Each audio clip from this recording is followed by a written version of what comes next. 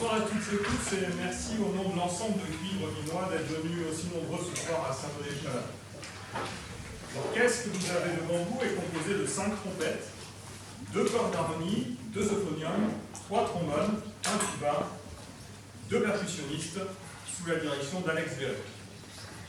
Nous sommes tous des musiciens amateurs, issus à la base de l'ensemble harmonique vinois et notre formation existe depuis le printemps 2022. Merci à l'Harmonie de Châtres pour son accueil chaleureux. C'est un vrai plaisir de jouer devant vous ce soir et de pouvoir ainsi vous faire découvrir la musique écrite ou arrangée de l'ensemble de Cuivre. Nous espérons ainsi satisfaire vos oreilles en vous proposant un programme riche et varié, traversant les époques et qui vous fera voyager aux 4 coins du globe. L'Apéry, que vous venez d'entendre, est un poème dansé, ou un ballet, un tableau composé par Paul Dukas entre 1909 et Dressan 1910.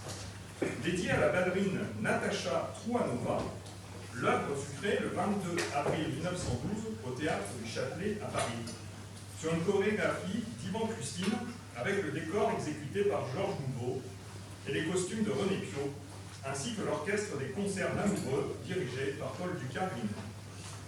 Celui-ci avait composé une fanfare pour précéder l'Apéry, que vous venez d'entendre, en guise d'introduction de ce concert. En effet, les premières pages de l'Apéry étant très calmes, l'intérêt d'une telle fanfare était de permettre à l'auditoire habituellement bruyant de s'installer dans la salle avant que ne commence le ballet proprement dit. Très sévère à l'égard de ses propres œuvres, Dukas avait failli jeter sa partition au feu avant la première représentation du ballet, mais ses proches l'en empêchèrent. La fanfare pour précéder l'Apéry, faisant appel au cuivre de l'orchestre, est aujourd'hui souvent jouée seule en concert. Changeons totalement de style. De l'époque également, et venons-en au sujet de Three Brass Cats. En bon français dans le texte, 3 chats de cuivre. Le compositeur Chris Hazel nous raconte. Il y a quelques années, j'avais 4 chats errants à la maison qui me trouvaient très sympas, car je leur offrais gratuitement la table et le logement, et par conséquent, ils avaient décidé de s'installer définitivement chez moi. Malheureusement, entre-temps, ils m'ont tous quitté pour le paradis des chats. À l'époque où ils étaient encore chez moi, je me suis sollicité pour écrire quelques morceaux pour le célèbre ensemble de cuivre de Philip Jones Brass. Comme j'ai toujours aimé composer de la musique en rapport avec les êtres qui m'entourent, je me disais finalement pourquoi pas mes chats, que je connais bien. Les nombreux voyages m'empêchèrent malheureusement d'avoir encore des chats, mais j'adore l'idée que mes chats continuent à vivre à travers ma musique. Voici donc, mesdames, messieurs, les Three Brass Cats, ou 3 chats de cuivre, que nous jouerons ce soir. Et nous jouerons ce soir, que le premier et le troisième mouvement, à savoir Mr. Jumps et Borage.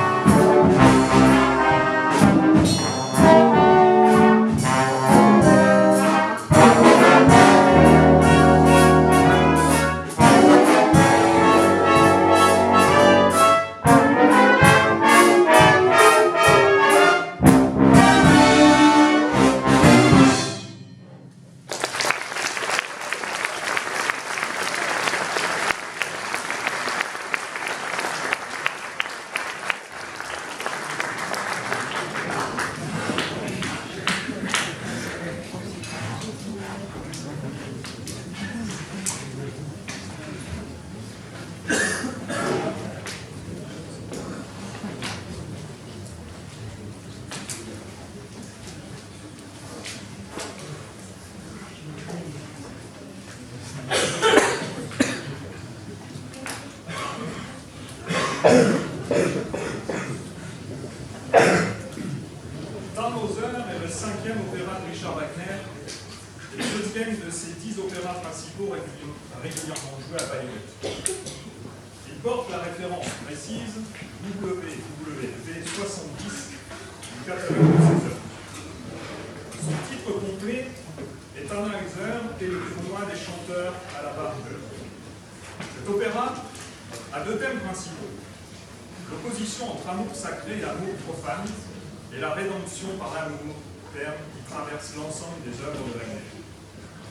L'histoire se déroule au Moyen Âge et relate la vie de Tannhäuser, un chevalier ménestrel sauvé par l'amour d'une femme. L'opéra fut créé le 19 octobre 1845 à Dresde, sous la direction de Wagner, alors âgé de 32 ans. L'air le plus célèbre de l'œuvre est certainement celui du Chœur des Pèlerins, qui se situe dans l'acte 1 de la scène 3, thème également repris par l'ouverture de l'opéra. L'arrivée des pèlerins sur scène, lente et progressive, est un moment fort et épique dans cette œuvre de Wagner. Il apporte l'invitation au voyage, non à Saint-Jacques mais à Rome. Avec eux, Tannhäuser ira guérir auprès du pape la rédemption qui lui permettrait de finir sa vie en paix. Nous vous proposons ici une version pour ensemble de cuivre, arrangée par André Becquer.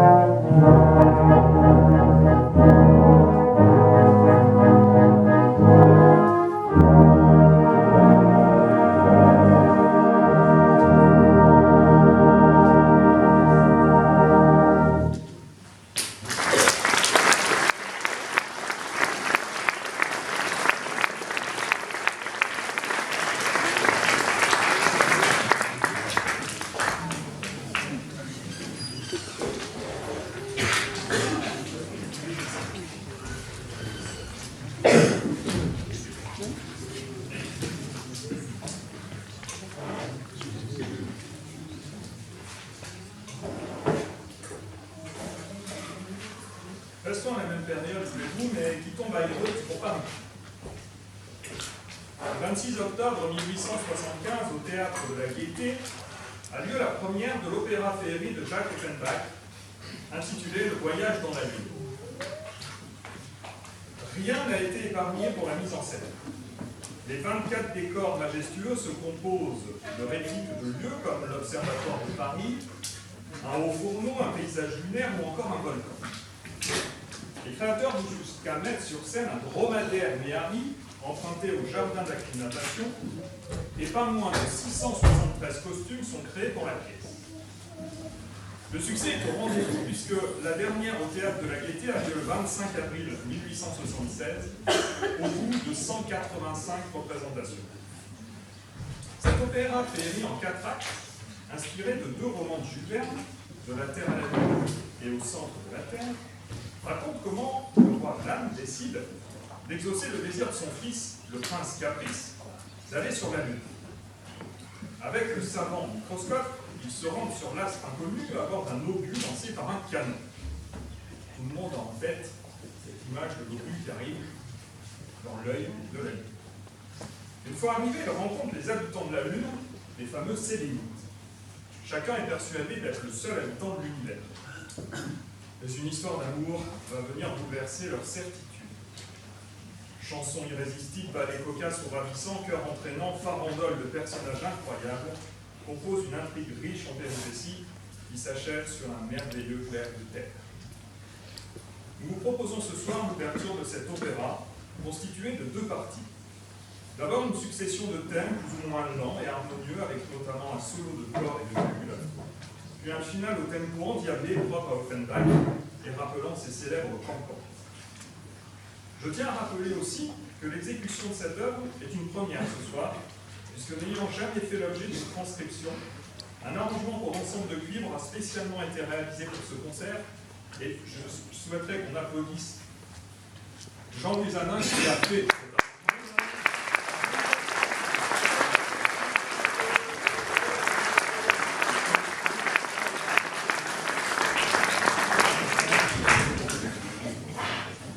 Il a sublimé Offenbach.